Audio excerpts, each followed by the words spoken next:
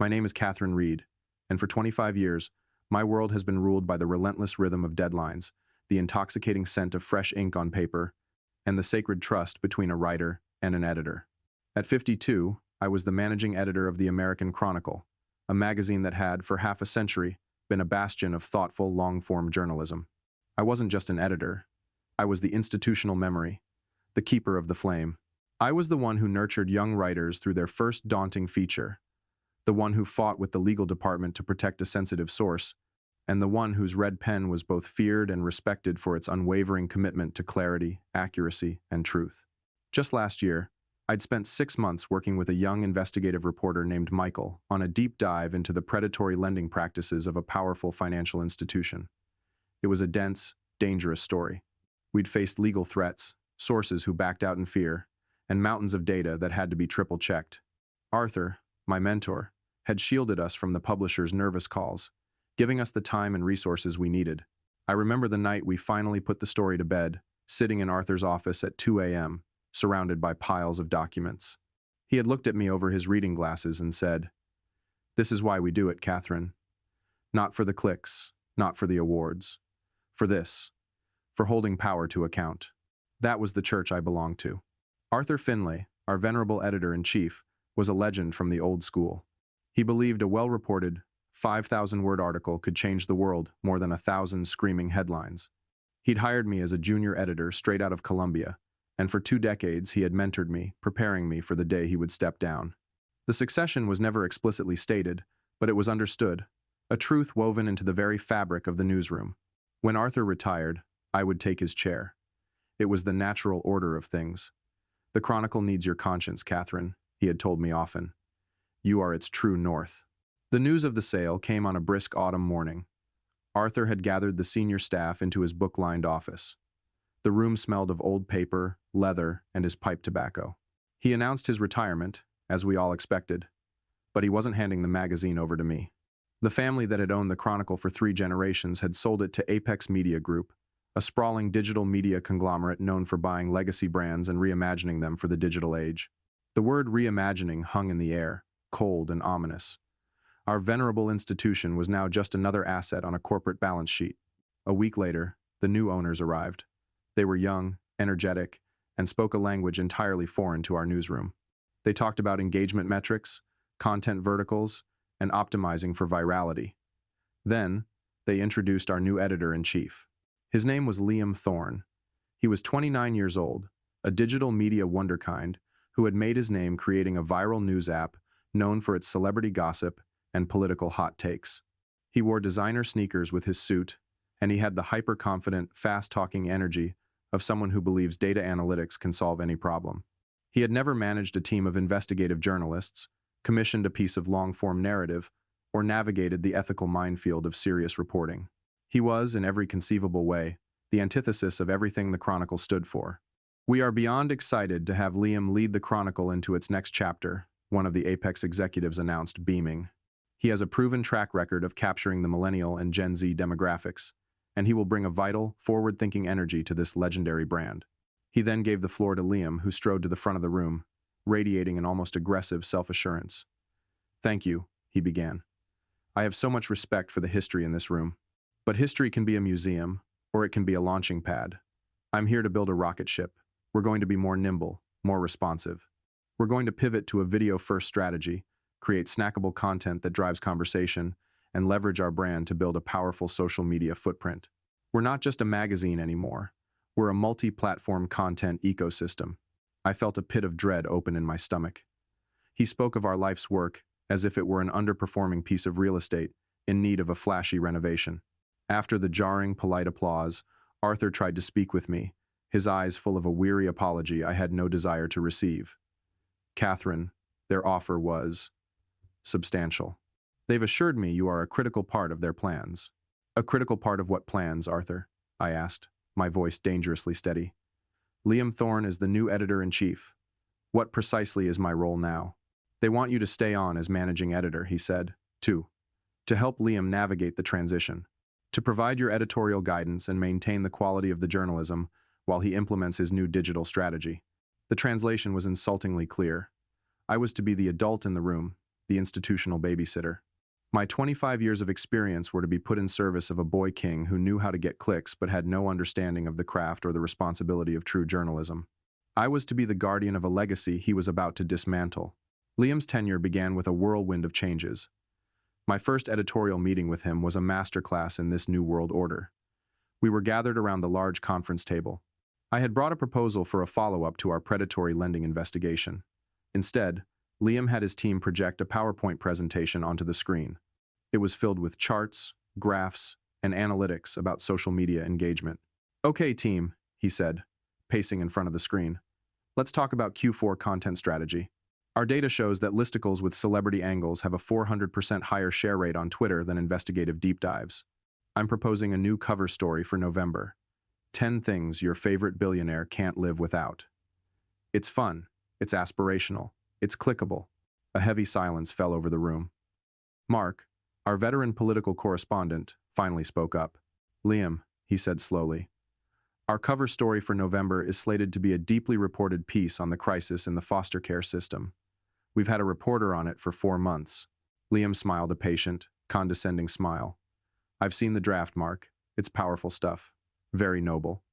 But it's also 6,000 words long, and frankly, a downer. The engagement metrics on that topic are historically low. We can run a shorter, 500-word blog post about it. But the cover, the prime real estate, needs to drive traffic. We need eyeballs. Clicks are the new currency. Our currency has always been trust, Liam," I said, my voice colder than I intended. "Readers come to the Chronicle for reporting they can't get anywhere else. They come for substance. If we replace that with celebrity listicles, we are no longer the Chronicle. We're just another content farm." He turned his smile on me. "Catherine, I respect your traditionalist viewpoint, I really do. But you have to understand, the media landscape has changed. We can't afford to be a niche product for a small elite audience. We need to scale. We need to meet our audience where they are." He saw me as a relic, a charming but outdated piece of furniture from the old regime. He didn't see my experience as an asset. He saw it as a roadblock to his disruptive vision. I looked around the newsroom I loved, a place that had once hummed with the quiet intensity of serious inquiry, now filled with the frantic, shallow energy of his new hires. The soul of the magazine was being systematically hollowed out, replaced by a cheap, algorithm-driven imitation. The true North Arthur had spoken of was gone. The compass was spinning wildly, and I knew, with a certainty that was both terrifying and liberating, that I could not stay and watch it shatter. My days at the Chronicle devolved into a quiet, draining war of attrition.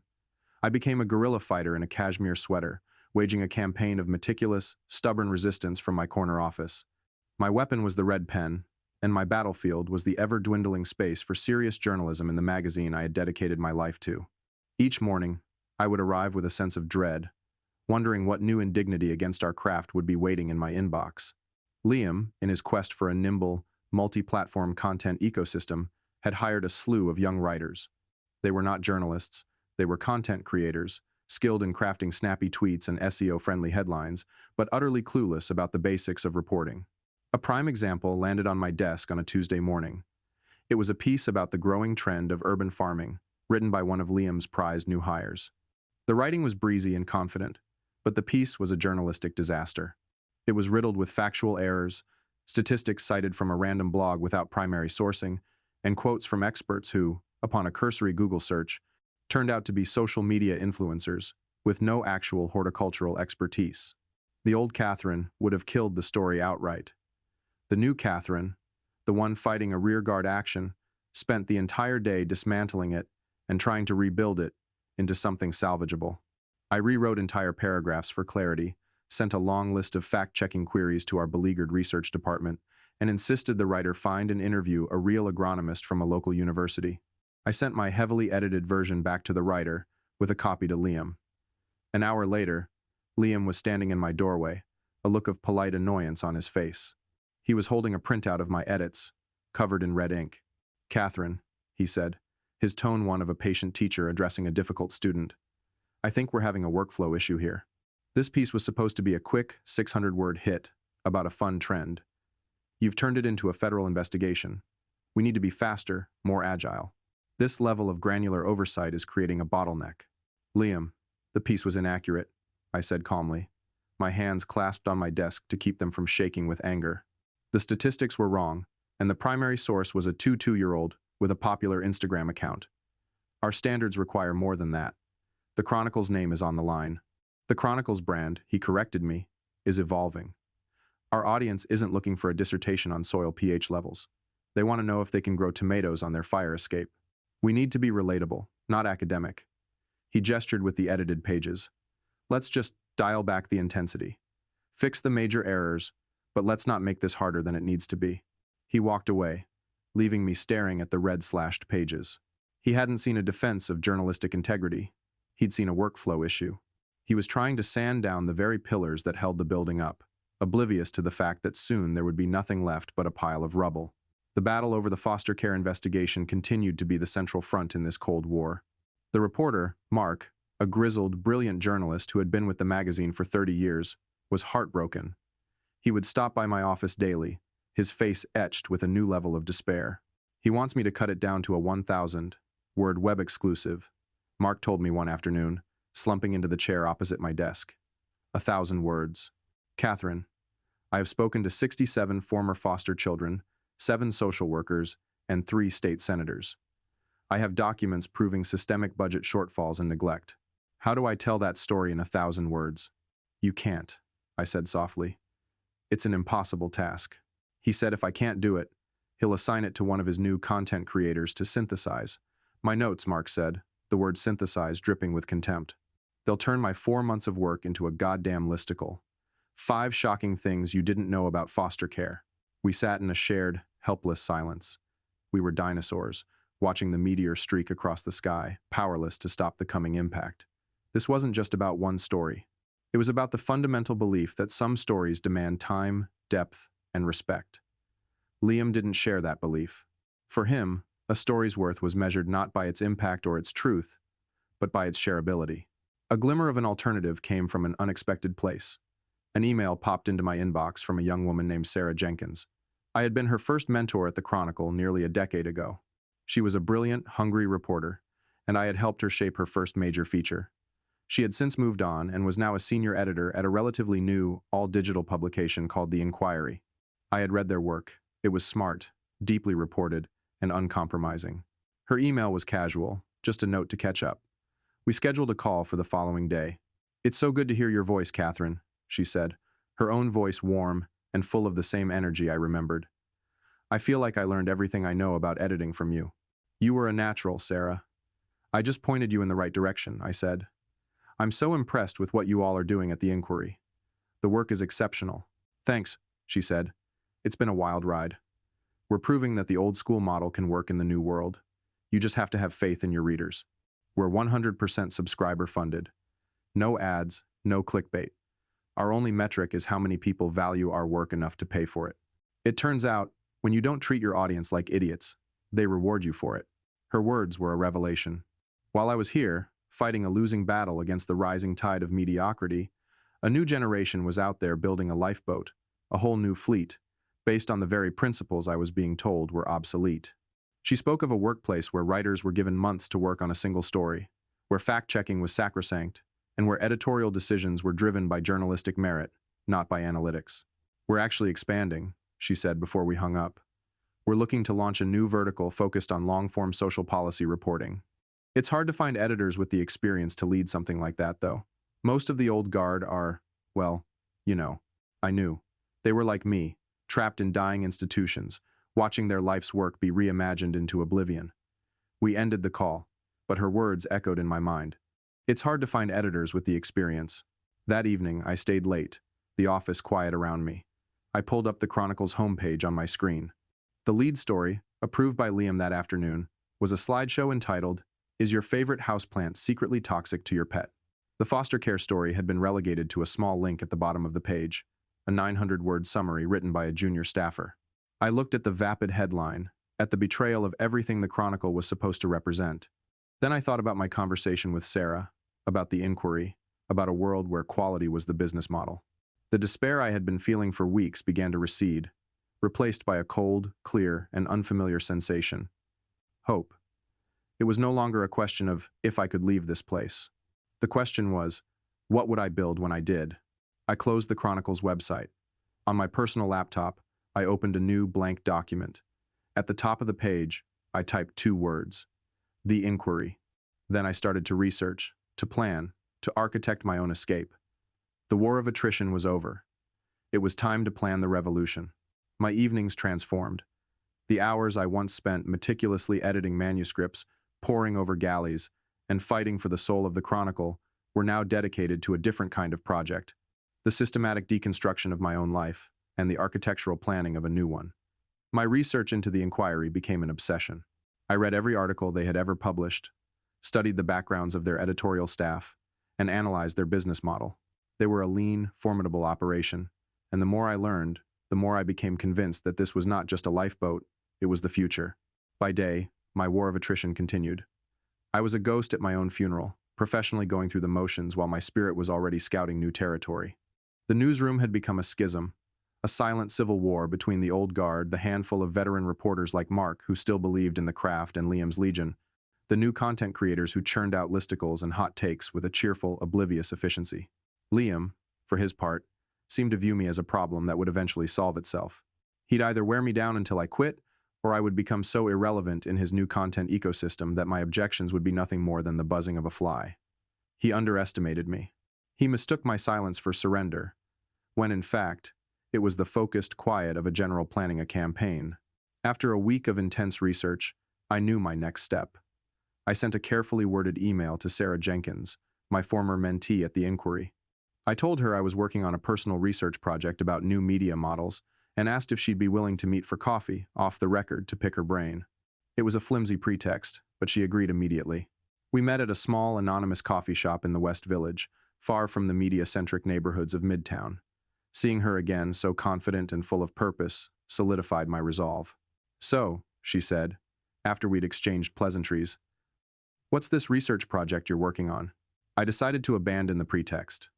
Sarah was smart, and she deserved the truth. "The project," I said, leaning forward, "is called, What Do I Do with the Rest of My Life?" I told her everything. I told her about Apex Media, about Liam Thorne, about the foster care story being gutted, about the new soul-crushing direction of the magazine. I laid bare my professional grief, and my deep-seated fear that the kind of journalism we believed in was dying. She listened with a deep, empathetic sadness. "I'm so sorry, Catherine," she said when I finished. We all looked up to the Chronicle. "It's heartbreaking to hear." "It is," I said, "but your call last week, it gave me a glimmer of hope. You said you were expanding, that you were looking for an experienced editor to lead a social policy vertical." Sarah's sharp editorial eyes lit up with understanding. "Are you?" "I'm considering my options," I said carefully. "And I have a proposal, not just for me, but for you. What if I could come to the Inquiry to build that vertical for you? And what if I didn't come alone? What if I could bring 1 or 2 of the most respected, experienced investigative journalists in the country with me? Writers who are just as disillusioned as I am, who are desperate for a place where they can do real, meaningful work." The air between us crackled with the possibility of it. For a startup like the Inquiry, this was more than just a new hire. It was a chance to acquire, in one move, a level of experience and credibility that would take them years to build otherwise. It was an instant upgrade to their brand. "You mean Mark Riley?" she said, her voice barely a whisper. She knew our roster of writers well. "And maybe 1 or 2 others," I said. "Think about it, Sarah. A new division, led by me, anchored by writers with national reputations. You wouldn't just be expanding, you'd be making a statement. My CEO would have to approve this," she said, her mind clearly racing, the editor in her already seeing the potential. "But Catherine, this could be huge, for us and for you. Let me talk to him." Quietly.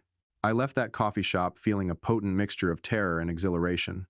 I had set a massive, complicated machine in motion. Now I had to make sure I had the key parts to make it run. My next conversation had to be with Mark. I caught him at the end of the day, as he was packing up his briefcase with a heavy, defeated air. "Mark," I said quietly, "let me buy you a drink. There's something I need to discuss with you." We went to an old, dark bar near the office, a journalist's haunt, where we had celebrated many professional victories over the years. This time, the mood was somber. "He officially killed the foster care piece today," Mark said, staring into his scotch. "Said it was old news, and that we needed to look forward. 20 years ago, that story would have won a Pulitzer. Today, it gets replaced by a gallery of celebrity vacation photos. I don't recognize this place anymore, Catherine. I know, I said. That's what I want to talk to you about. What if there was another place? A place that was built from the ground up to support the kind of work we do. The kind of work you do. I told him about the inquiry. I told him about my conversation with Sarah Jenkins. I laid out the vision. A new home for serious, long-form journalism, funded by readers who valued the truth. I told him that I wouldn't make the move unless I knew he would consider coming with me. He was silent for a long time, staring into his glass. Mark was 58 years old. The Chronicle wasn't just his job, it was his identity. He had been there since he was a young, hungry reporter. "I've got a mortgage, Catherine," he said finally, his voice rough with emotion. "Kids in college. This place, as much as I hate what it's become, it's a steady paycheck, a pension, starting something new. At my age, it's terrifying." "I know," I said softly. "It terrifies me too. But what terrifies me more is the thought of staying, of spending the last decade of my career editing clickbait and watching you be forced to synthesize your life's work into a blog post. That's not a slow fade into retirement, Mark.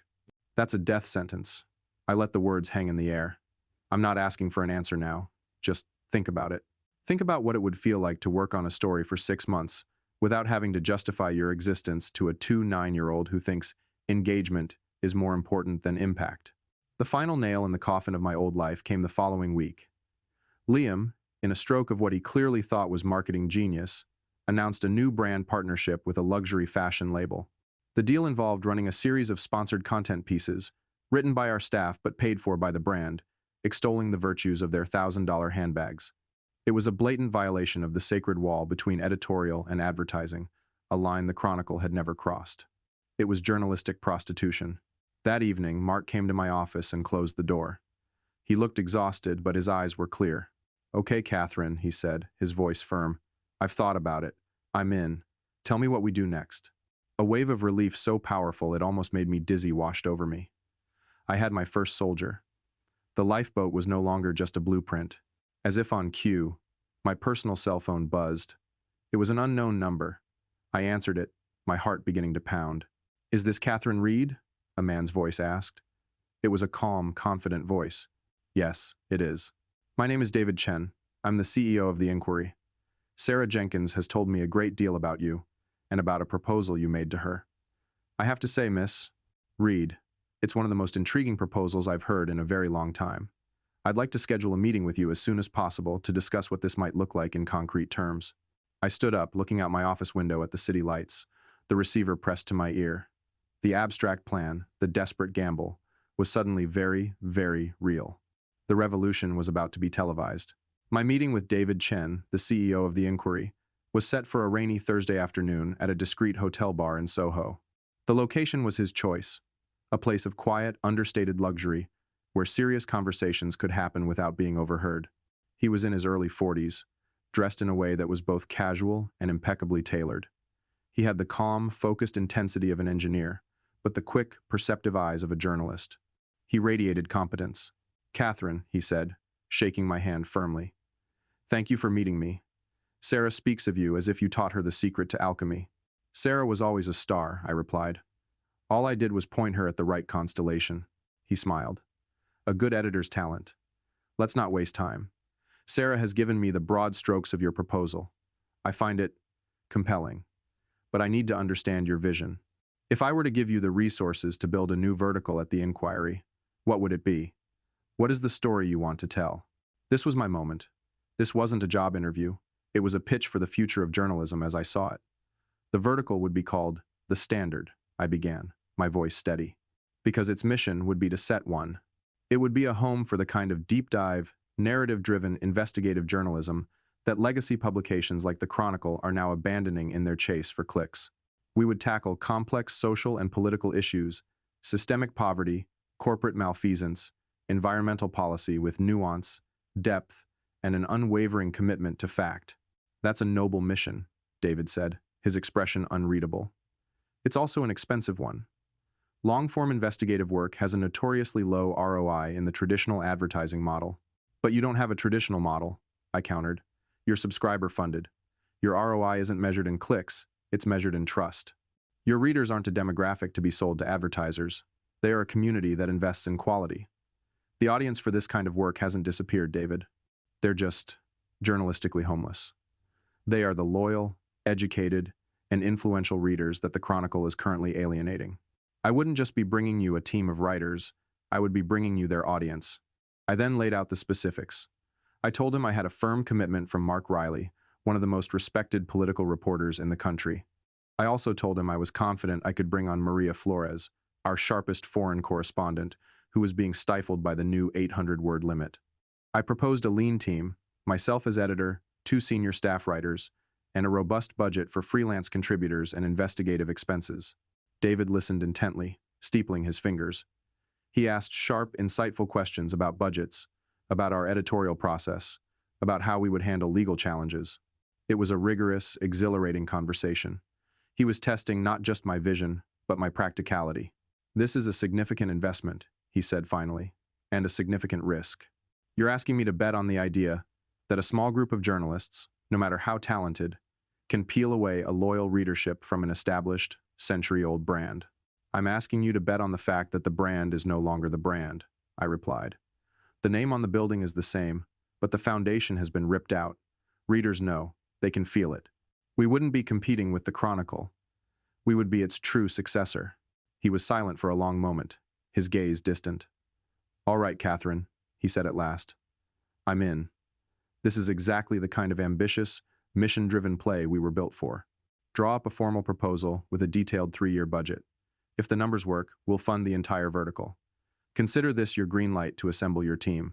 I walked out of that hotel and into the rain-swept streets of Soho feeling like I could levitate. The lifeboat was no longer a dream. It had a backer and an engine. Now, I had to convince my crew to climb aboard. I met with Mark and Maria together the following evening. Maria, like Mark, was a lifer at the Chronicle. She had spent years reporting from war zones and global hotspots, and she was furious that her deep knowledge of geopolitics was now being ignored in favor of travel listicles. I laid out the offer from David Chen in its entirety. The mission, the funding, the editorial freedom. I told them this was our chance to build the place we all wished we worked at. A guaranteed salary? And a budget for investigative travel? Maria asked, her eyes wide with a hope she had long since extinguished. It sounds too good to be true. It's real, I said, but it requires a leap of faith. We would all have to resign, together, on the same day, to make a statement and to protect each other. The weight of the decision settled in the room. This was their entire professional lives we were talking about. But the alternative, staying and watching their craft be rendered meaningless, was a kind of slow, professional death. I spent last week being asked to write a piece on the top 5 most Instagrammable cafes in Paris, Maria said with a dry, humorless laugh. After spending a month reporting on the refugee crisis in Syria, I'm in. Mark looked at me, a slow, determined nod affirming what I already knew. For the foster care story, he said. For all the stories they won't let us tell. I'm in. The pact was made. We spent the next week preparing for our coordinated exit. On a Tuesday morning, we executed the plan. Mark and Maria submitted their resignations to their department heads first. Then, at 11 o'clock, I walked into Liam Thorne's glass-walled office. He was on a video call, laughing with someone on screen. He muted his microphone and looked at me, a flicker of annoyance in his eyes. Catherine, I'm a bit busy. What is it? I placed my resignation letter on his pristine desk. I'm resigning, Liam, effective in 2 weeks. He stared at the letter, then at me. There was no panic, no anger. His primary expression was one of genuine, baffled amusement, as if I were a curious zoo animal behaving in an unexpected way. Resigning? He said, a smirk playing on his lips. Okay, wow. I have to say, I didn't see that coming. Where are you going? I'll be leading a new editorial venture, I said simply. He chuckled. Well, good for you. Seriously. A change of scenery can be great. He picked up the letter. So, Mark Riley and Maria Flores also resigned this morning. Is this a coordinated thing? Are you all starting a book club? The condescension was breathtaking. He truly did not understand what was happening. He did not understand the value of the people who were walking out his door. He saw us as interchangeable parts, easily replaced. Something like that, I said. Well, don't let the door hit you on the way out, he said, already unmuting his microphone and turning back to his video call, dismissing me and my 25 years of service with a casual wave.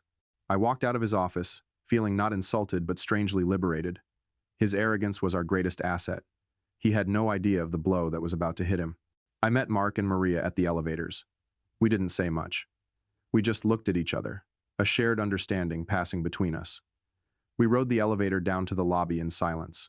As we stepped out of the building and onto the bustling street, the city air felt different. It tasted of risk, of uncertainty, but above all, it tasted of freedom.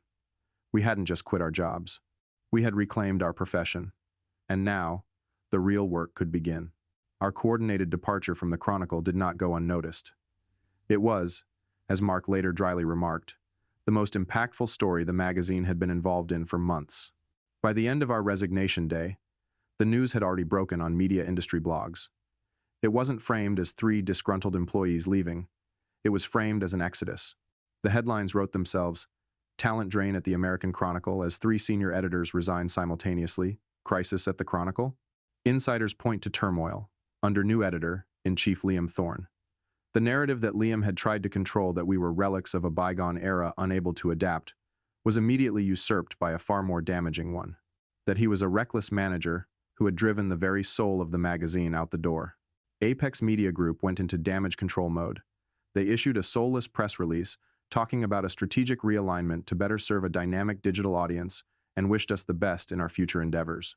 Liam, in an interview with a trade publication, was arrogantly dismissive. "We have an incredible team of young, digital native talent," he said. "While we respect our former colleagues' contributions, we are excited about the future and our pivot to a more agile, multi-platform strategy." His words were meant to project strength, but they reeked of desperation. The industry saw right through it. Meanwhile, our own future endeavor was taking shape around my dining room table. My apartment, once a quiet refuge from the pressures of the newsroom, became the bustling, chaotic headquarters of our new venture. It was a scene of controlled chaos. Laptops covered every surface, empty coffee mugs multiplied by the hour, and my walls became a collage of whiteboards covered in scrawled notes and strategic plans. We were building a newsroom from scratch. David Chen and the team at the Inquiry were true to their word. They gave us the resources we needed and, more importantly, the autonomy to build our vertical, which we had officially named The Standard, as we saw fit. Our first weeks were a blur of foundational work. We drafted our own editorial ethics and standards guide, a document built on decades of combined experience. We worked with the Inquiry's tech team to design a clean, reader-friendly layout for our section of the site, one that prioritized text and powerful imagery over distracting ads and pop-ups. We spent hours debating our mission, our voice, our strategy. It was the most exhausting and exhilarating work I had ever done. We weren't just editing stories, we were building the very machine that would produce them. The energy among the 3 of us, myself, Mark, and Maria, was electric. The weary cynicism that had clouded our final months at the Chronicle had been replaced by a fervent, shared sense of purpose. We were no longer employees, we were founders. For our launch, we knew we had to make a statement. We couldn't debut with a collection of small, everyday stories. We needed a flagship piece that would announce our arrival and define our mission. The choice was obvious. "We're leading with the foster care investigation," I announced during one of our late-night sessions. Mark looked up from his laptop, his eyes shining with a light I hadn't seen in months. "Are you sure?" he asked. "It's long, it's dense, it's difficult." "It's important," Maria said, her voice firm. "It's exactly the kind of story we were created to tell. It's the perfect mission statement." She was right. Resurrecting Mark's story became a cathartic, symbolic act. It was the story that had been killed by the new regime, and we were going to give it the platform it deserved. We threw the full weight of our new, small operation behind it. I worked with Mark for 2 solid weeks, editing the 6,000-word manuscript with a level of care and collaboration he hadn't experienced in years. Maria, with her extensive network, helped secure 2 additional, crucial on-the-record interviews that strengthened the piece even further. The Inquiry's small but formidable fact-checking department worked tirelessly to verify every single claim. We were treating the story not as content, but as a public trust. Launch day arrived on a Tuesday morning, 6 weeks after we had walked out of the Chronicle. The 3 of us were huddled around my dining room table, watching a single screen. Our vertical, The Standard, was live. And front and center, under a powerful, stark photograph, was the headline, A system of orphans, the neglect, the money, and the human cost of America's foster care crisis. I clicked the publish button. For a moment, there was silence. And then, the internet began to move. The story didn't go viral in the way Liam Thorne would understand it.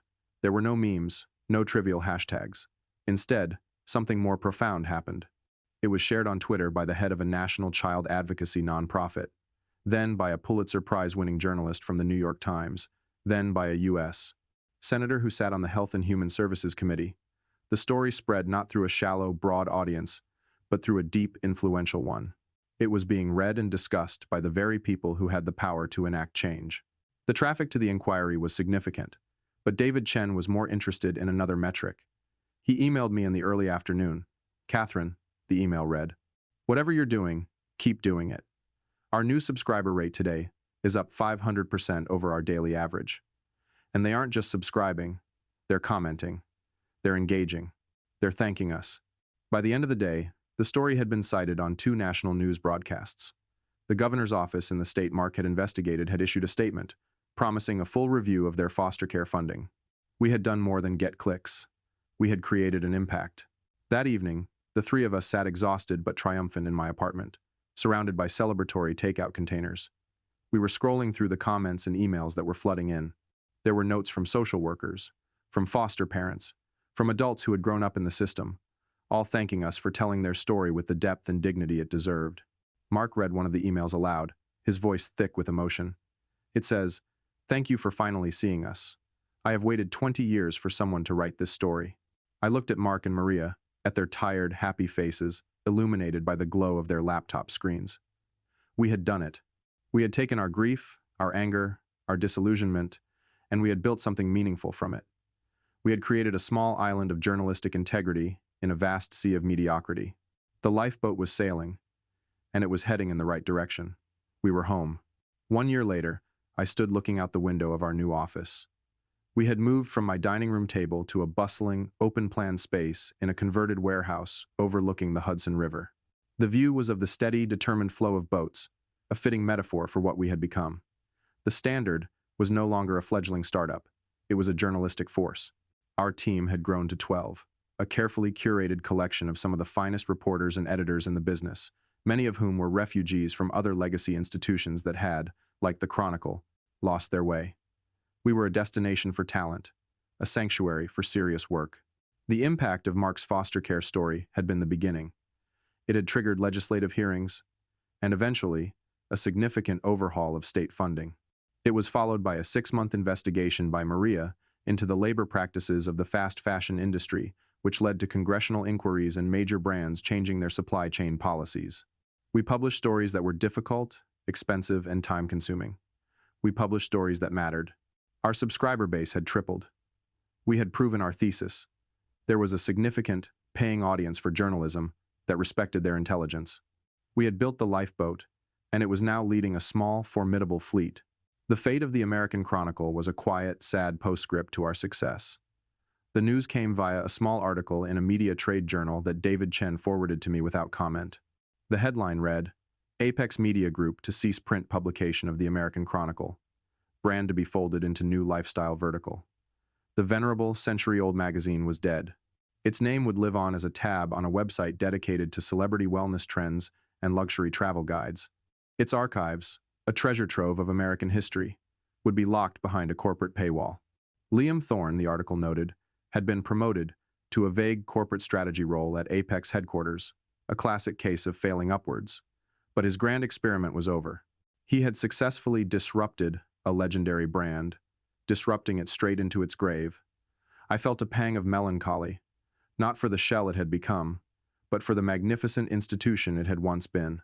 That afternoon, a young reporter on my team, a sharp, fiercely intelligent woman named Maya, knocked on the door of my office.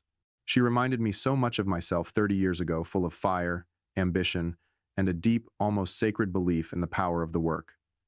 She was nervous. She was about to embark on her first major investigation, a complex story about the environmental impact of decommissioned oil platforms. "I'm worried about the legal pushback, Catherine," she said, her voice tight with anxiety. "The oil lobby is a monster. Are we sure we're ready for the fight?"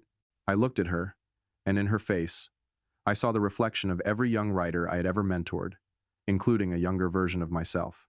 I thought of Arthur, of how he had shielded me, how he had given me the confidence to pursue difficult truths. His final act of selling the magazine had been a betrayal, but his legacy of mentorship was something I could choose to honor and carry forward. Maya, I said, my voice calm and firm, your only job is to get the story right. Make sure every fact is nailed down, every source is verified. My job, and the job of this entire institution, is to protect you while you do it. We will have the best lawyers. We will have your back, every step of the way. Don't worry about the monster. Just focus on the truth. We'll handle the fight. A look of profound relief washed over her face. She nodded, her confidence restored. Thank you, she said, and returned to her desk, ready for the battle. In that moment, I understood the true nature of what we had built. It wasn't just a publication, it was a promise. It was a promise to our writers that they could pursue important work without fear. It was a promise to our readers that we would never insult their intelligence or betray their trust. Later that evening, long after the newsroom had emptied out, I sat at my desk, the city lights twinkling across the river. I was reviewing a budget proposal for a new series of reports from an embedded journalist in a conflict zone, the kind of expensive, dangerous, and essential work Liam Thorne would have dismissed in a heartbeat. I approved it without hesitation. I thought about my journey from the hallowed, dying halls of the Chronicle to this vibrant, thriving newsroom that was now my professional home. I realized that my greatest success was not in proving Liam Thorne wrong, or in winning some professional battle. It was in the act of building. It was in discovering that when the institution you love betrays its own principles, you don't have to mourn its passing. You have the power to gather the best parts of its legacy, find others who share your values, and build a new home, one with a stronger foundation. Arthur had once told me I was the Chronicle's true north. He was wrong. True north isn't a place on a map you can inherit. It's a direction you choose to navigate by, a set of principles you hold fast to, even in the storm. My work, my life's purpose, was not just about editing stories. It was about creating a place where the compass always, unfailingly, pointed toward the truth. And from where I sat, the future looked bright, clear, and full of stories waiting to be told.